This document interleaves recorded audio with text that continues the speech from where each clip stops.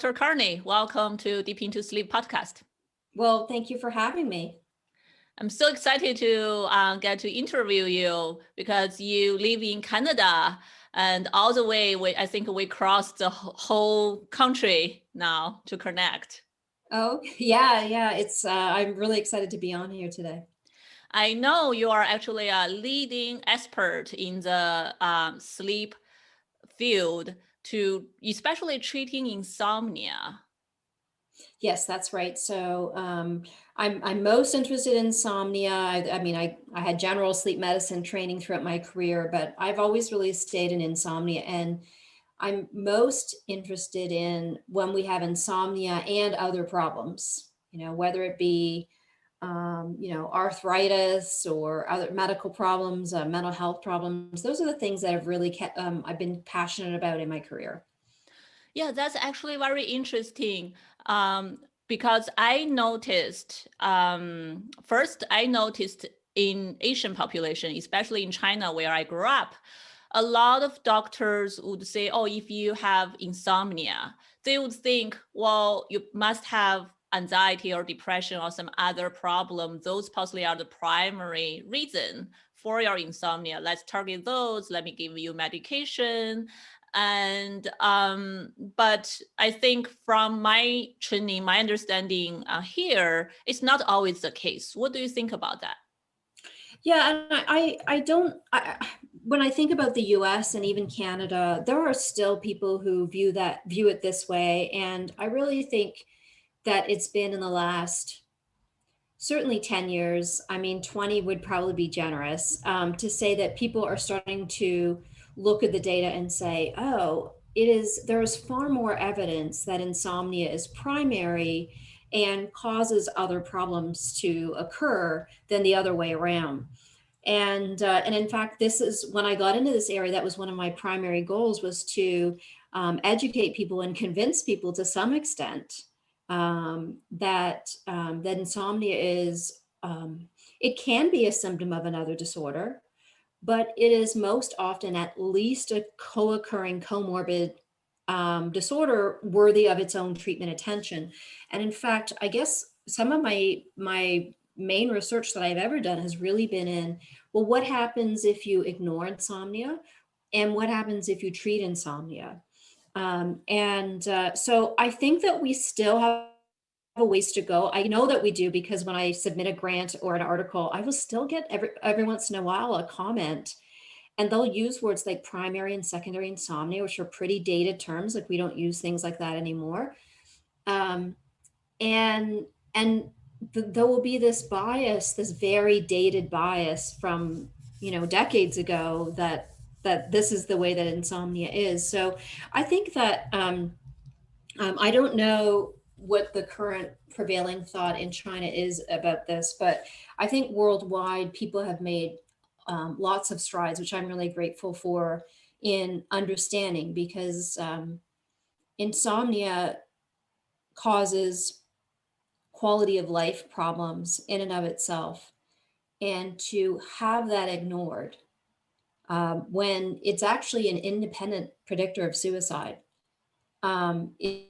is a travesty. And also, there's so much data that says that if we do treat it, we can actually help the other condition, particularly in my area with depression. I mean, we can get even depression remission. So I think what you observed in China many years ago is what I started my whole career off with, seeing on a daily basis. But I've seen it get better.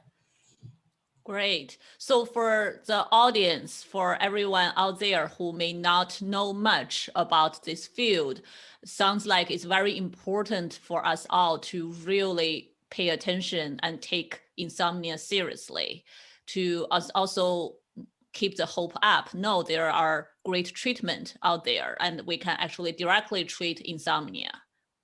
Yeah, I think anybody who is suffering from insomnia and not being taken seriously from their healthcare professional, and it's constantly blamed on whatever other condition is going on, or perhaps even mislabeled. There's many patients who will come to me and say, I've been told I have depression, but I really feel like I don't have depression, but I keep getting told this, and I'll do an assessment and there's no depression. And it's, I think one of the tricky things, I think there's several tricky things here. One is that the daytime symptoms of insomnia overlap greatly with other mental health problems. And so when somebody hears something like, I'm moody, I'm tired, and I can't sleep, their brain automatically goes to depression.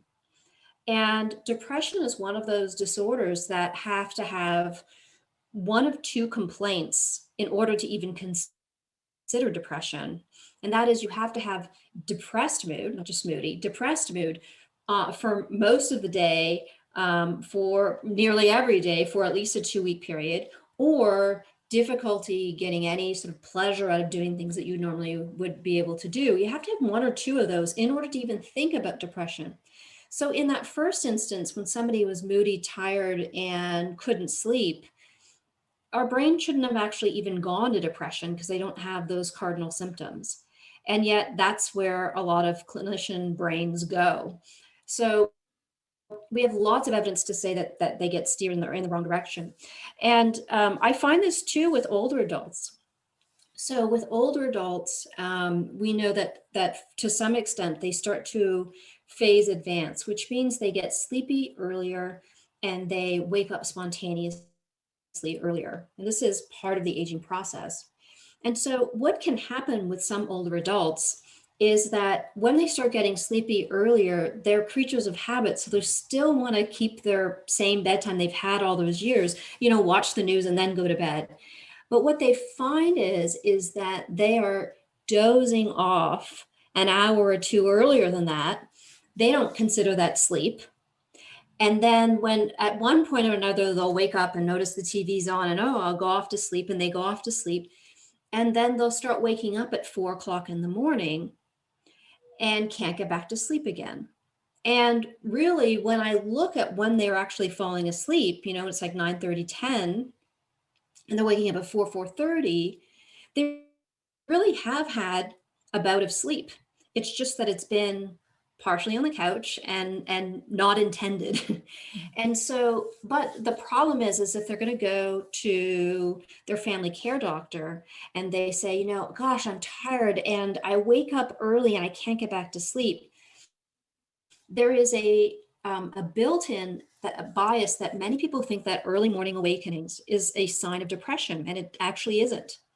And so when they hear early morning awakenings and they're very tired, then they get put on an SSRI or an antidepressant medication, which is tricky because that could make the problem worse. And plus they're now on an extra medication. And in the older adults, we always want to minimize medications because there's often many different medications for multiple conditions.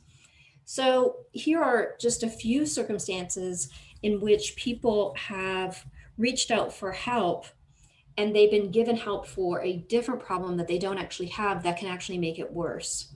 So I do think that we need to do a better job training what depression is and what insomnia disorder is, because the last DSM, I actually love the latest DSM. I think I'm one of the few people because the other disorders are not happy, but in sleep, now that we have, they're called sleep-wake disorders. And what a wonderful change, because sleep disorders are 24-hour disorders.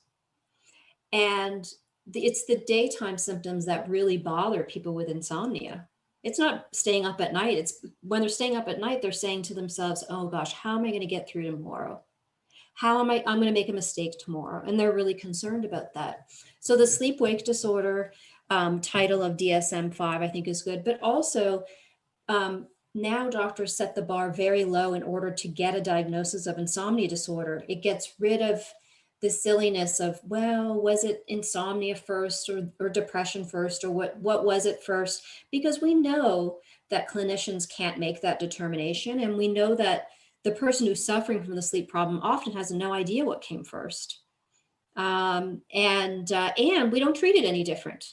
It doesn't matter, like, for the treatment. So we've gotten rid of all of that. So it's actually very easy to get the diagnosis. And I think ultimately DSM-5 is going to be this is going to be responsible for a change, a better rate of recognition and access to treatment for people just by making a few changes in the diagnostic criteria. Yeah, that's so important to understand and hear, that I think a lot of time it's about how we interpret our symptoms, how we feel, how our body reacts, and also how healthcare providers interpret that Mm-hmm. and can just guide us to different paths. Mm-hmm. Mm-hmm. Yeah, I mean, I remember somebody when I first arrived before I moved to Canada. My first job was at Duke University, and Duke has a wonderful sleep medicine program, and people come from all over to see people. So we would see some very interesting cases, and I remember seeing somebody who was there for headaches,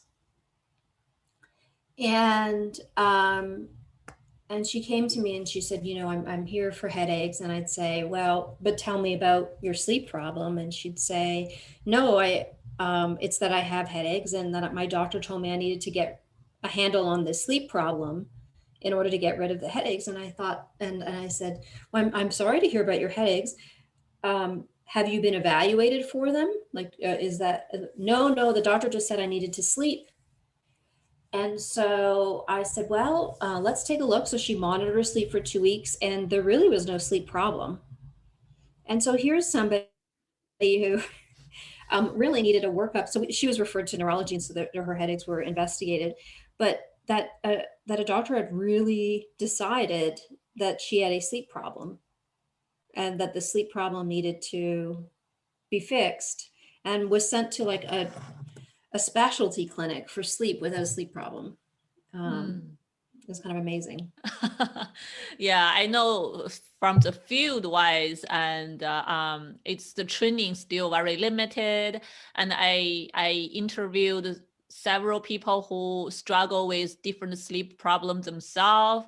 Many of them took years to really find a well-trained sleep doctor to diagnose them and eventually get appropriate treatment. So I think that's definitely, we possibly have a long way to go in the field. I agree. I remember several years ago, I saw this study by Charles Moran and his team in Quebec, and they published data, and there's been other studies to say this too, that the average number of years before somebody actually gets treatment for their insomnia, effective treatment, is over 10 years. And Wow. that's that's unacceptable, and for people who are suffering, and it is actually a fairly easy disorder to treat, and it's done fairly briefly. So in terms of cost, there are different ways to get the treatment, and because it's so brief, it can be a manageable cost. And so the idea that people aren't getting treated for insomnia is unacceptable to me, and it's really my passion is making it more accessible for people. Definitely. Wow, I did not realize it take 10 years on average this long, because I heard like narcolepsy, those kind of things, it take longer. But I definitely see a lot of people, especially in the Asian population, which is I treat mostly, they definitely have no idea they're actually a very effective cognitive behavior treatment for it. A lot of them just be on medication for many, many, many years, and they Mhm. change doctors, they change different medications. It's just not getting better. I think a lot of people may just think, well, it's hopeless. I just possibly gonna live with this forever with medication. Yeah, and I mean, now for some people, medication certainly works, and it can even work long term. But for other people, um, they either don't have much of a benefit for the medication, or the medication can stop working. Which in somebody with insomnia who often will develop a fear of sleeplessness, the deep down they worry that there's something wrong with their sleep system. So when a medication that was initially working stops working, it feels like confirmation that their sleep system really is broken and they've kind of entered a new stage in severity, that they've kind of slipped down a level. Rather than it being blamed on the medication, they blame it on their sleep system.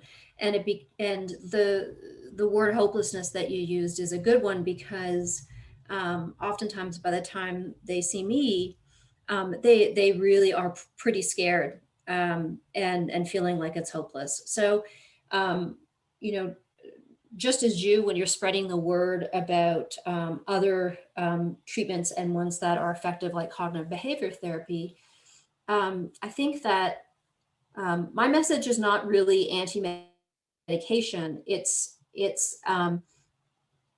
the frontline treatment really should be cognitive behavior therapy, because it is more durable than medications. If you want to take medication, that's fine. And there are plenty of doctors that will prescribe that. But for other people who either don't want to try it, they can't, because they're on too many medications anyway, it's not working for them or stopped working, or it's just not something they want to do, then I think cognitive behavior therapy is one of those really great solutions for them, because it is a very straightforward and quick treatment. Right. Talking about that, CBTI, this method, I really love your book, The Goodnight Mind. I think you wrote that book with Dr. Rachel Member together. And that actually was the first insomnia or CBTI directly method book I read. And then I introduced to a lot of my patients, and I post it in my clinic to make sure people really go to it when they want to know more about how to treat insomnia. Then, so overall for this method, how effective that is, how to help people understand and get more buy-in of it. Because I remember when I introduced that book to other people, they never heard about this method. They have no idea, what is this? Yeah, I mean, so as far as how effective it is the reason why it's the frontline recommended treatment is because it has a lot of data behind it, right? So it's been shown time and time again that's very effective. It's only effective though for about 80% of the people that use it, and so we still have some work to do to identify for those 20% who are not benefiting, what can we do? So that is another area of research for me, and trying to figure out for whom it doesn't work well. So I think that's really important. As far as how I get buy-in, it was interesting when Rachel and I wrote that book. At first, we didn't want to write that book because we had finished Quiet Your Mind and Get to Sleep. And we really liked that book because that was a collection of all of our kind of worksheets and the things that we did clinically. And we thought, well, this is perfect. And the publisher said, that's great, but not everyone's ready to do a workbook.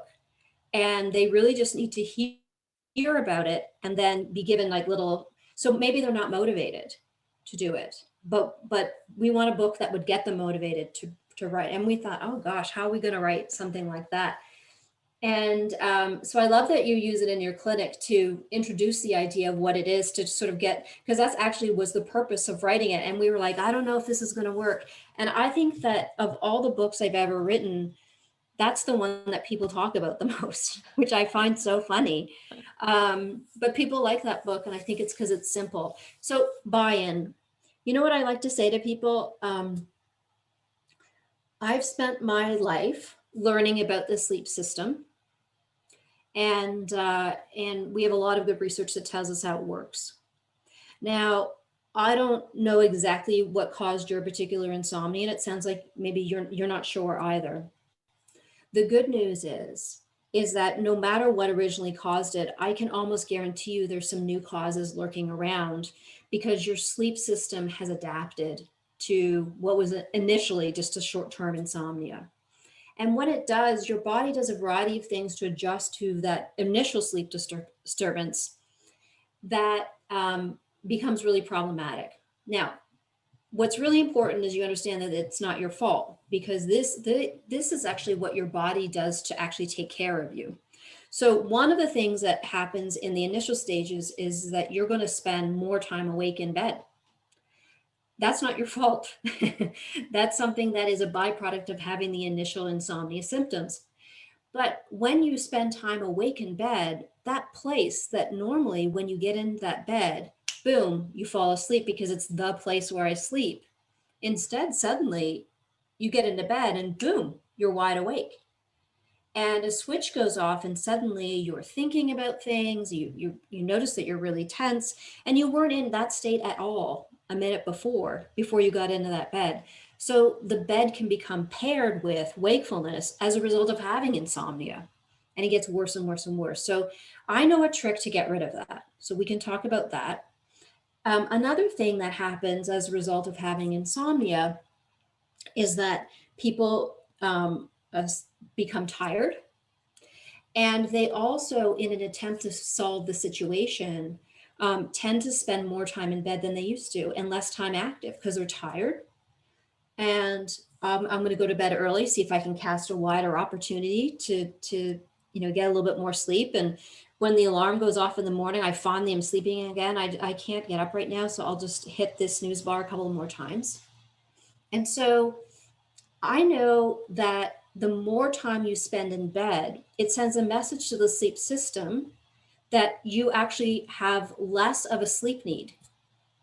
And that's not what you want. You actually want more. You want to send a message to the body that you have a greater sleep need. And I actually know a trick to send a message to that system so that you can get more sleep and, more importantly, more deep sleep, more recovery sleep. So I think that's important. And the last thing that I've noticed in people with insomnia is, as a result of what we were just talking about, feeling tired, hitting the snooze bar, going to bed when you're going to bed a little bit early, it creates a lot of variability and less activities that send a message to your body clock as to what time it is. Now, that might not sound important, but we actually use our body clock to help us fall asleep at a certain time and get up at a certain time and feel alert during the day. So if that system is kind of fluctuating back and forth and never really completely regulated, not really having this great sort of, this is what time this happens and this is the time that happens, then not only can you not use your clock to help you fall asleep and wake up in the morning, but you feel less alert, you feel more fatigued during the day. And I actually know a trick to get that for your clock to become regulated so that you can use it to your benefit for sleep. So if you're interested in learning these couple of tricks to get your body, it's a way of just changing your body, then I suggest that we meet over the next, 2 to 4 times, and I'll teach you about it, give you some instruction, then you can test it out, see how your body reacts, and then come back in case we have to tweak it. And then by the time we're done, the insomnia should be gone. What do you think? And so I think that's my sell. That's the hardest sell I have. When somebody says, well, that sounds hard and I don't want to do it, then I'll say, well, maybe it is too hard for you to do right now, right? And the reason why I say that is because knowing that eating a certain way and having a certain diet is the way to gain your ideal weight doesn't mean that right now is the time that you're going to engage in that program. And that's okay. And so sometimes hearing what CBT is enough to be intrigued, but not to commit to, because it's 2 months of changing some habits. It might not be the right time. And so as much as I believe in this treatment, I never try and sell someone on it. I just give them what it is and then see what they want.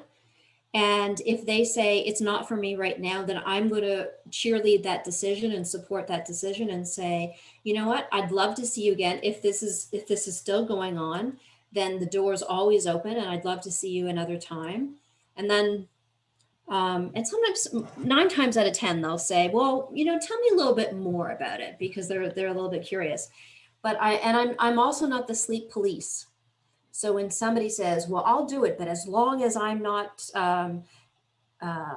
you know, you're not going to make me get back into bed if I fall asleep on the couch. And I'll say, well, do you care if you fall asleep on the couch? Like, no. Well, then what do I care? It's okay. Well, I'll do it as long as I don't have to do this. Well, I'll say, well, then that's fine. So I'm not the sleep police. I don't make decisions about whether or not people sleep, where people sleep, and how they sleep. But my only goal is, if you would like to get rid of chronic insomnia, I've got a few tricks up my sleeve if you're interested.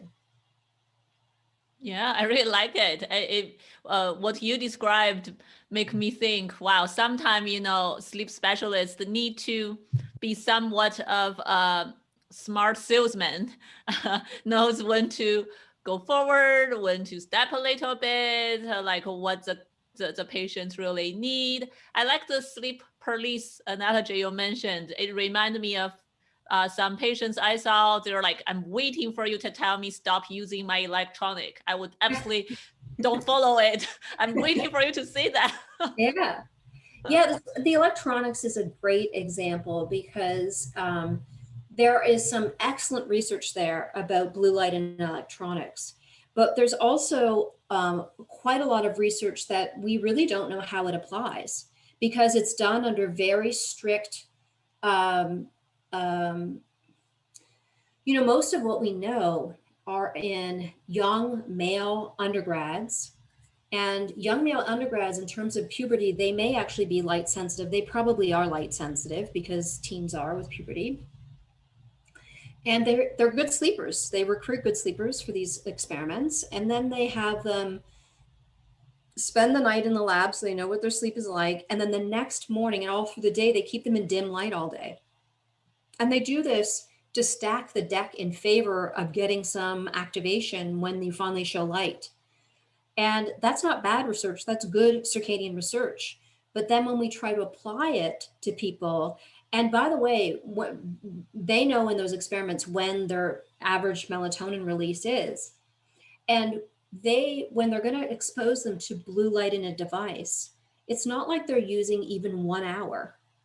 And it's not like they're even using 2 hours, because they can't get that effect reliably. It's got to be 3, 4, 5 hours before melatonin is released, and they spend all day in the dark, and they're photosensitive. So the idea that we would use that information in good sleepers in chronic insomnia, when we don't have good chronic insomnia data and we don't have it under naturalistic settings. And by the way, the effect sizes in those studies that I'm thinking about, the most typical effect that you see is a loss of sleep or a delay in sleep onset or melatonin release of 9 minutes. That's really, for the amount that we talk about blue lights and electronics, I'm not going to lose a client on the basis of electronics. I'm not going to. First of all, I also know that eyes, as they age, lens is yellow. So, and yellow plus blue light is green, and green is a terrible phase shifter. It's been tried in many studies. So I also know that older eyes, as they age, the pupils narrow. So less light information gets in. In older adults, cataracts tend to form, and they form for quite a long time before they're detected. And we know that that changes light information as well. So there's many different reasons why electronics, why that shouldn't be the focus. So I love that you don't focus too much on it. It's very little of what I would do. Now, with my teens, it's going to be a different story, because they are light sensitive. But for adults, I care just as much as to what they're using the electronics for. It's not completely about blue light for me. And if blue light was so successful at keeping people up, then we would be using it to keep people up in a variety of different professions. And we can't. Like, so we've tried, all sleep doctors have been involved in armed forces research at different times to try and keep people up, put people asleep, perform under certain circumstances. And we don't have a good silver bullet that's going to fix everything. And it's certainly not electronics. We're not going to give the armed forces, here, just be on your phone and your soldiers will not fall asleep. It's not going to happen because it's not that powerful. People can use electronics to help them. I have some people who use different meditation apps and all kinds of other things. And so it really depends to me what it is that they're using it for. If some people use it for communication, but in communication with some individuals that have, maybe they have contentious relationships. And so you have a decent chance of receiving upsetting information before bed. Then I'm just going to be curious about that and say, it just seems like chatting on Facebook with these particular girlfriends seems to turn into some drama. And I'm wondering if you can set some limits on that, because it doesn't seem to be working. Other people, that's the way that they decompress and they process their day. And it probably is as good as doing like a Penny Baker's writing experiment, because they're just processing and getting it all out before they go to bed.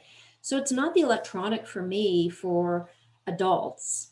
It's always the ABCs, right? It's like, what is, what's the behavior we're talking about and the consequence? What's the net result? That's what I want to know. And what set it up? What's the antecedent? So I love that you have that you recognize when clients are trying to set you up, like, well, I want to know if you're going to be bossy about this or that. I don't fall for that, because I'm gonna go for what I consider to be the lowest hanging fruit with someone. Yeah, I really love that. I really like this. Your approach really meets patients where they are, Mm-hmm. and still try to deliver the treatment really fit their readiness, and to be able to help them be motivated to do something and slowly move to the right direction. That reminds me, sometime when I meet certain Asian patients, they are like, I tried CBTI before, I don't like it. I will tell you, I will not restrict my bedtime, and I will use herbal tea, and it's very important to me. There's certain things like that. But I realize when we be able to understand them and work with them, change will slowly happen. Yeah, I agree. And I do. You mentioned Rachel Mamber earlier. She's somebody she's at Stanford, and it's, a premier sleep facility in the world. And Rachel Mamber is somebody who really taught me to meet people where they are. And I'm thinking about a client of mine, because you mentioned an Asian client of yours. I'm thinking about this Asian client of mine who had some beliefs, and one of them was napping is a life nourishing activity. And so I was thinking about that, and I said, I don't need to get into an argument about whether it is or it isn't. How would either of us really know?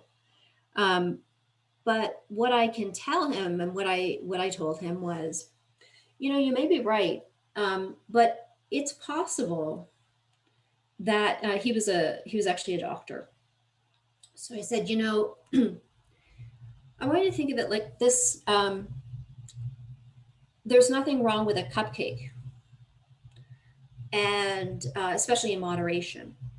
But a cupcake, when you have diabetes, takes on a different property.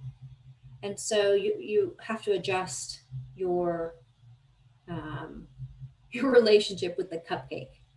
And so is it possible that that in terms of napping being a life nourishing activity, that just while you have chronic insomnia, that it's like now it's like the cupcake with diabetes, like it's something that we might have to set aside momentarily, because I see the problem with you, that your sleep system right now is continuously getting the message not to compensate for the sleep loss. And it's doing it because every time we build up a little bit of drive for recovery, it gets wiped out again with the nap.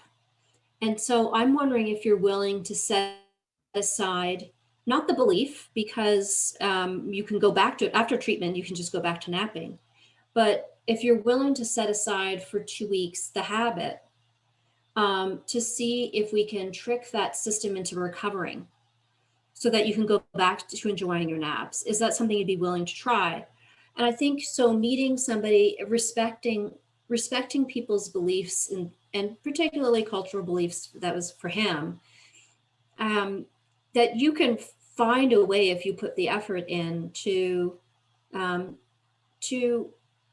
make the treatment accessible. And so he did stimulus control exactly the way it's supposed to be, but in a way that he felt like it was adapted to him.